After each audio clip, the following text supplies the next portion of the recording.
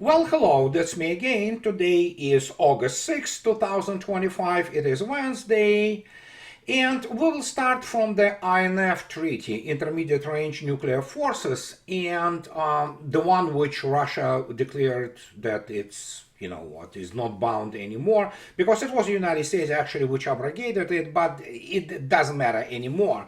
And what you see in the beginning is the entrance of the two, or rather exit, of the two Russia's small missile ships, which are moving from Lake Ladoga into to Neva River and going back to the Gulf of Finland. It is the tactical exercise, and this shows you what I've been talking about for a long time now. And this is not to just rub the salt, so to speak, into the wound, albeit I am on record and people shouldn't really, perceive it anymore as some kind of insult. I'm just saying it, stating this cold hard fact. United States lost the arms race to Russia in terms of missiles and in terms of the intermediate range nuclear and even conventional forces. United States is not even in the same universe.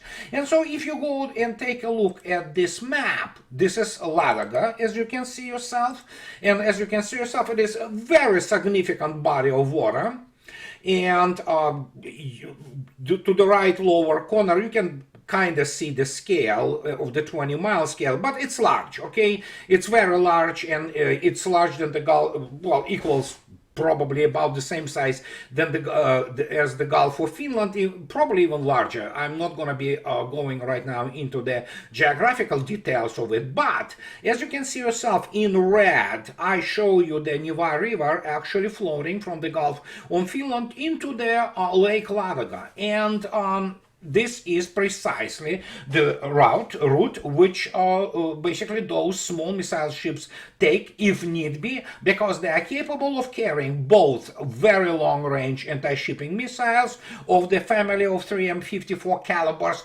which allow to actually control pretty much whole, basically eastern part of the Baltic Sea, being in the Lake Ladoga. And of course they have the range of 2,500 miles for their conventional 3M14 land attack missiles, and 3,500 kilometers when they carry the nuclear warheads. So there you go. Russians were doing this, developing this type of the ships, as you already know, in order not to, well, to circumvent essentially those limitations, of which the United States says, 2019, screw them, we know how to do it, And as the result, because they are incompetent people in Washington, they didn't understand what just have hit them, and what have hit them is the fact that first, Russians not only have this Baltic fleet, if it comes down to the control of Baltic fleet, with this type of the ships which can carry, and soon they will be carrying the Zircon missiles, hypersonic ones. So yeah, I mean, they can play their PR whatever they want, but the point is that United States has the only one thing which it can actually counter it with, and it's not going to be counter. It has been around. It's just the matter of extracting essentially Mk-41 vertical launch system, which is carried by their obviously U.S. Navy's Early class destroyers and Ticonderoga class cruisers. This is what it is. These are the same old. They stick into this SM-6 air defense missile, and of course Tomahawk, Tomahawk land attack missile, and that's what it is. It's subsonic, and it is actually nearing its obsolescence. Obviously, the talk about this Dark Eagle, what is known as long-range hypersonic weapon, it is all baloney, because there were a couple of tests which allegedly were successful. It is not a weapon system, and when it becomes the full-blown weapon, nobody knows. So they just paraded, those mock-ups, they show the containers and say that it's the weapon system. It is not. It's not in any kind of even initial operational capability. And when it is going to be, nobody knows. But This is just the deal with those small missile ships, which carrying those legendary calibers.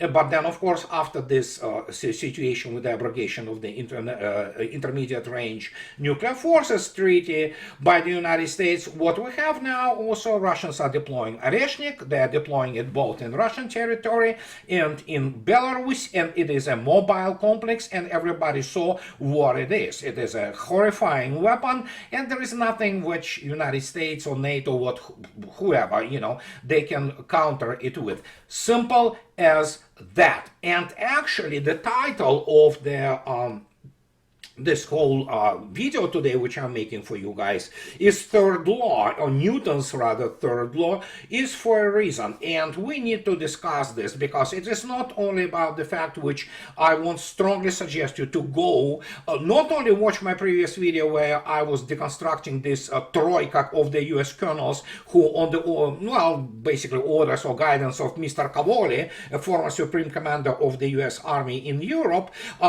compiled this 330 pages long drivel. I also suggest you to go to my blog and take a look at what I continue to deconstruct this whole thing, because this is what happens. This is what happens when you have incompetent people who are there for absolutely no professional reasons. They just do their narratives, essentially. And here is the third law of Newton. And if we take a look at what it states, what can I say? Here it is. Here's the definition. Well, I mean, it is, each action creates all reaction and things of this nature, but let's read it again, that according to Newton's third law, whenever two objects interact, they apply a force on each other. In other words, forces must always occur in pairs. Well, that's where we immediately go to this situation when the United States loves to fight and bully people or nations which cannot provide, any kind of the counter force. However, so they talk that these forces are known as action and reaction, and hence another name for Newton's third law is action-reaction law. Therefore, for every action there is an equal and opposite reaction. Newton's third law applies to bodies in rest or motion, and this is critical. Now, before we go and discuss that, we don't even need to discuss it. Mr. Witkoff again flew to Moscow, and Mr. Trump tries to intimidate Russia with sanctions. Russians openly mock Mr. Trump now with his actions because they do not change anything. And of course, there are all kinds of the media outlets in the United States and elsewhere in the West. They try to use all those, completely discredited, corrupted, so-called military correspondents, and they use them as the shadow assets to base their panic and all kinds of the BS which they publish as the sources in Russia, by the way, which I also talk about in my previous video, and I continue to speak about it and write about it in my blog, to where I just suggested you go and read about it. So all those are not people of any authority, and most of them are not real military professionals in full meaningful sense. Maximum they know is just some tactical minutiae, and that's about it. They do not understand operations, they do not understand strategy, and most of them do not have a proper military education to start with, even those who said, oh, I was educated in some military thing. Well, there is a military academy and there are military academies, okay? So, and this is what I wanted to stress for you for the third law. And Mr. Witkoff, of course, he is in Moscow. Then Mr. Rubio calls Mr. Witkoff. Witkoff was accepted by Mr. Putin. And guess what? If you read attentively what the actually Kremlin stated after this meeting, essentially it's all for all the good and against everything bad, and about exchange of signals, which merely in the diplomatic language means that, yeah, we negotiated to continue negotiating.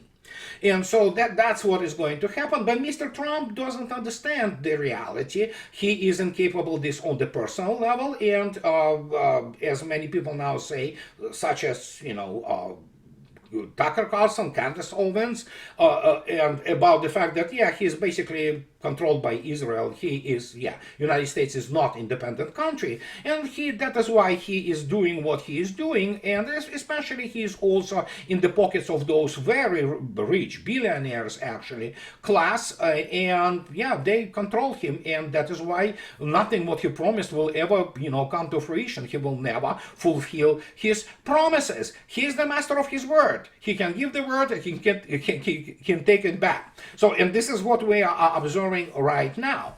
And as the result of those negotiations, on the 8th of August, there is deadline. He needs to, convince Russia to not do stupid things, because he will impose those secondary actions, sanctions against, people who trade with Russia. Well, what can I say? The third law comes into power here. And what do we have in the third law? Well, obviously, Mr. Trump, for some reason, decided that he can do something about India. Let me explain to you. There are a lot of problems in India. I mean, it's the largest country in the world in terms of population. Yes, it surpassed China. It is now 1.5 billion people. It is still a huge economy. It is not as developed as China's or even Russian, but they do have very many things which give them actually, so to speak, properties, if you wish, or features, which indicate that at some point of time, if they will be able to accomplish what China accomplished, lifting the huge swath of its population from poverty, if India manages to do this, which will be a long road, we know that, then it will become superpower. And what happens now? Indians are proud people, they are nationalistic, it's absolutely normal, and guess what? Mr. Trump wants to, he imposed some kind of sanctions, 25%, 100%, doesn't really matter. It's becoming nauseating. I mean, the guy is spewing the hot air, not understanding that he is in the United States. He embarrasses the United States. But here we are. So first we go to the India's Ministry of Foreign Affairs, which was 2 days ago, and they talk about in the Ministry of the External Affairs that India has been targeted by the United States and the European Union for importing oil from Russia after the commencement of the Ukraine conflict. In fact, India began importing from Russia because traditional supplies were diverted to Europe after the outbreak of the conflict. The United States at that time actively encouraged such imports by India for strengthening global energy market stability. And then India begins to essentially say what we always knew. I mean, and the fact that Europe essentially, is killing itself. It's being killed, actually. And as the result, in this background, the targeting of India is unjustified and unreasonable. Like any major economy, India will take all necessary measures to safeguard its national interest and economic security. So this is the statement of the Ministry of the External Affairs of India, or the Foreign Ministry of India, and by the way, which is headed by one of the most intellectual and most highly cultured men. I cannot pronounce his name properly without butchering it, actually. But yeah, you know whom I'm talking about. The guy wipes the floor with any Western diplomat, let alone with those, low-life creatures such as the media personalities. So India already stated its words. But then suddenly, and third law, action, reaction, what do we have? Okay, let's go to Moscow. And there are a number of people in Moscow from India nowadays. And if you take a look at it, look at this. So suddenly we have this. Here is the summary of from today, as you can see yourself, India and Russia expand cooperation in the field of aluminum production. India and Russia have expanded this cooperation, and including fertilizers, the Ministry of Commerce and Industry of India said. Both sides welcomed the expansion of cooperation in the field of aluminum, fertilizer, and railway transport, as well as capacity building and technology transfer in the field of equipment for the mining sector, geological exploration, and management of industrial and domestic waste. The Indian ministry said following the results of New Delhi 11th meeting of the India-Russian Working Group on Modernization and Industrial Cooperation. So, you see, okay, this is today. This is 2 days after India stated and told the United States to go pound sand, essentially. So what they continue. So they reviewed the progress since the 10th meeting, and the Indian ministry noted that the key activities were cooperation in aerospace, science, and technology, including the production of piston engines for small aircraft, as well as joint development in carbon fiber technology, additive manufacturing, and 3D printing. Both sides also explored opportunities in the extraction of rare earth and critical minerals, underground coal gasification, and so on and on and on. And the meeting concluded with signing by both co-chairs of the minutes of the 11th meeting, reaffirming the strategic partnership India and Russia and the shared committing to the deepening of the industrial and economic cooperation, the ministry said. Okay, this is just general, economy. Okay, let's go what else have been discussed in those meetings. There we go. Look at this. And again, this is from today. So, India Today, this is a major Indian newspaper. India asked Russia to speed up the supply of S-400 air defense systems. The main topic of the talks of the Indian delegation headed by the Prime Minister's National Security Advisor Ajit Doval was the supply of S-400 anti-aircraft missile system, as well as the issue of purchasing Russian oil. So, as you can see yourself, national security people are in Moscow. During the visit, Doval met with Russian Security Council Sergei Shoigu, with whom he discussed speeding up of the delivery of the remaining S-400 systems and the possible purchase of an additional batch of the air defense systems. In addition, the parties considered serious solutions to the maintenance of the systems, according to the article by India Today. So, Mr. Trump applied action. So we're beginning to see the reaction. And somebody has to explain to what their foreign minister of India, as I already stated, man of the incredible intellect and culture, tells them, guys, India have been around so way before United States, and it will be so way after the United States decomposes, which I hope so is not happening, but it's happening, but it's not gonna come to this horrendous end. But the point is, they have to understand in Washington whom they are dealing with. They are dealing actually with people with almost equal weight categories in terms of economy. And if you take a look attentively at economic development of India and military development, and especially their cooperation with Russia, they went on record immediately. Russia is our strategic partner, and our basically relations have been, shaped by history. So, United States tries to break those things, good luck with that. And you do not go and pretend that you are a big guy into the civilization which is many thousand years old and which made a huge cultural impact on the human civilization. And so the same goes for China. And of course, yes, we all know how it all worked out, I'm being facetious here, of course, quote unquote, with Russia, with special military operation, with all those so-called experts. And read my lips, Washington DC doesn't have experts in Russia. None. Zilch. Those people who are sit there, ranging from the National Security Council to CIA, to all those universities, they are not experts. They are not experts in military. And now that they are not experts in Russian history, in Russian culture, and in anything. And so now that the United States was paraded as the military paper tiger, especially its table of equipment and organization and equipment, and especially its operational and even tactical concepts, you know what, we have to look attentively at what is happening on the front and why such activity, and again the copious amount of BS which is being spewed by the Western media based on some corrupt jerks essentially in Russia who have no influence whatsoever. And so here's the deal. If we take a look attentively at today's tally in the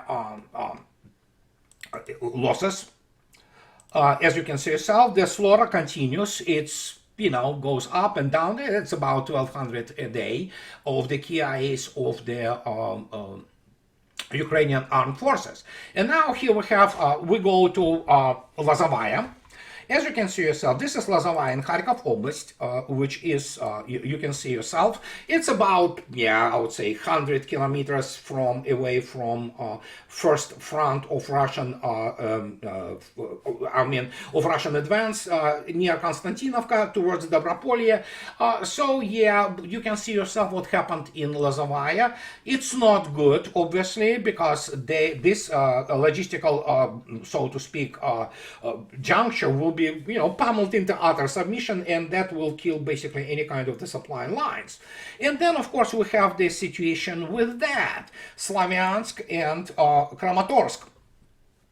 What happens in Konstantinovka, as you can see yourself, Mikhail Popov, our friend through Marat Khairulin, drew this situation with what is called the defense area. As you see this bow arch, if you wish, from Slavyansk to Kramatorsk to Konstantinovka. We have now this situation, which is, you see what is happening, right? It's pretty much self-evident. Konstantinovka is being essentially surrounded completely, and now we have the issue of Kupiansk.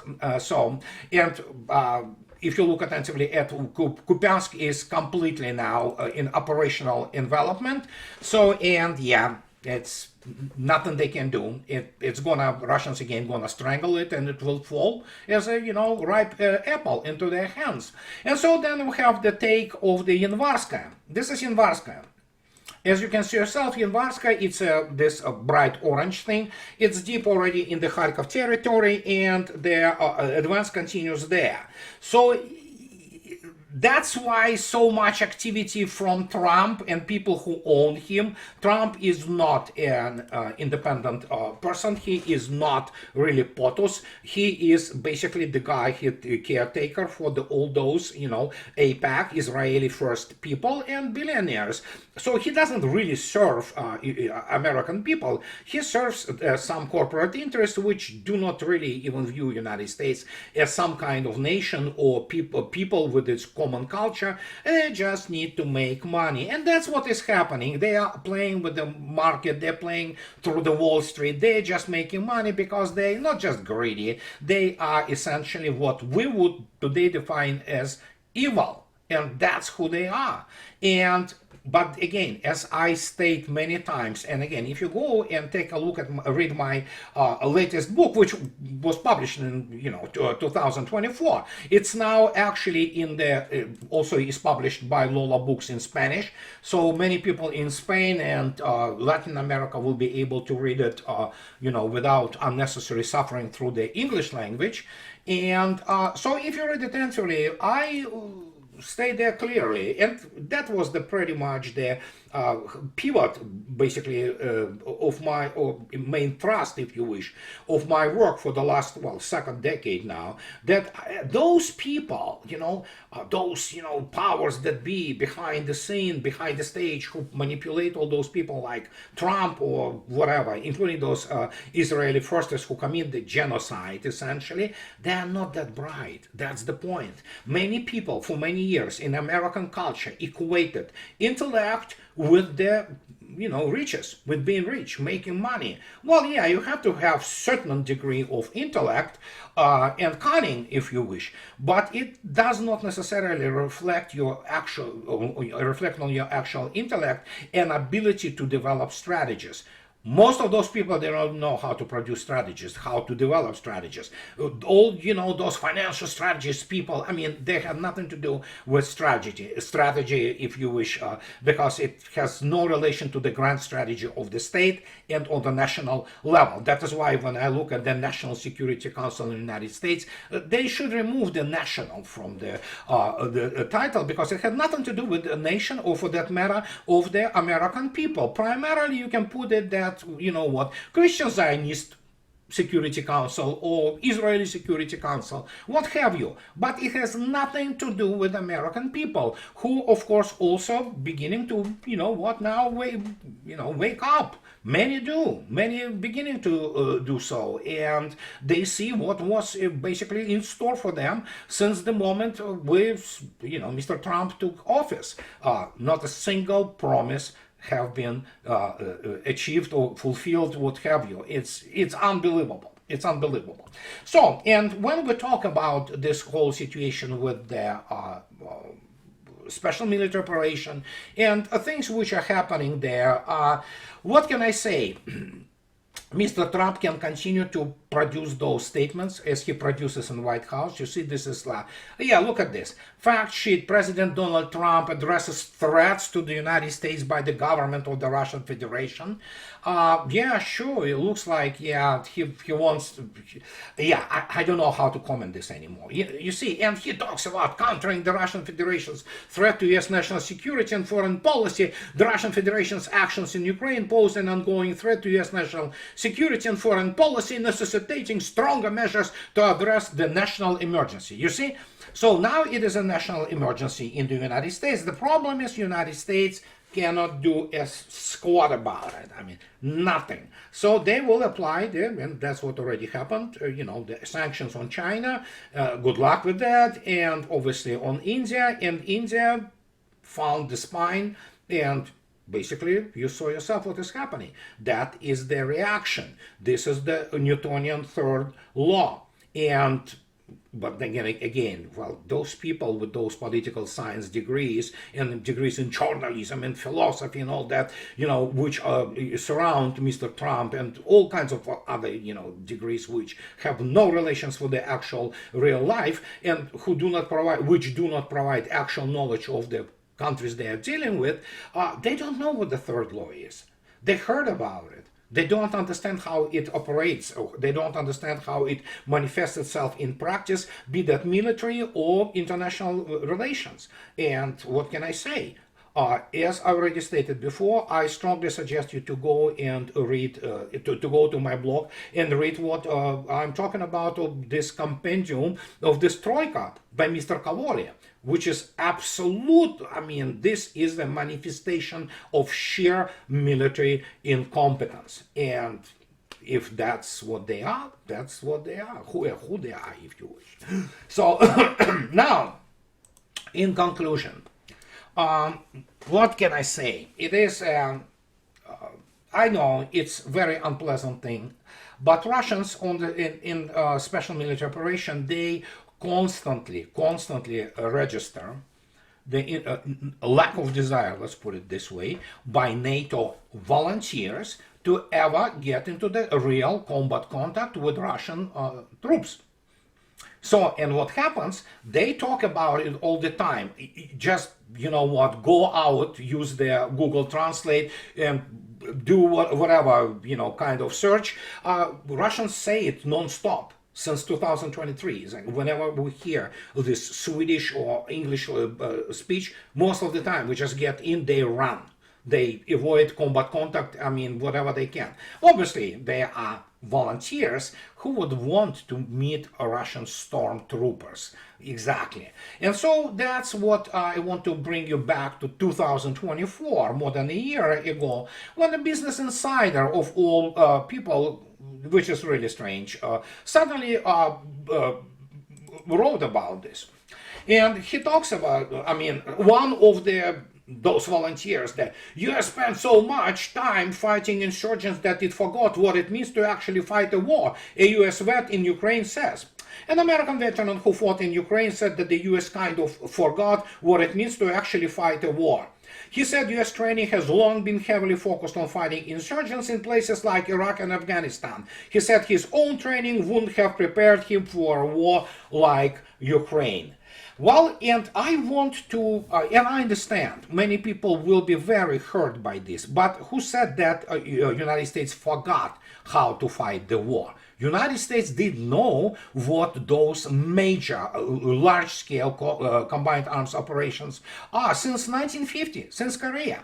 And so whenever I hear this, and that is why I constantly repeat about you guys going back and watching my video about this compendium and reading my blog. So I have news. They don't know. That's the problem. And the fact is, when they talk about that, oh yeah, you know what, we're the best, you know, whatever, Green Berets or something like that. Guys, what can I say?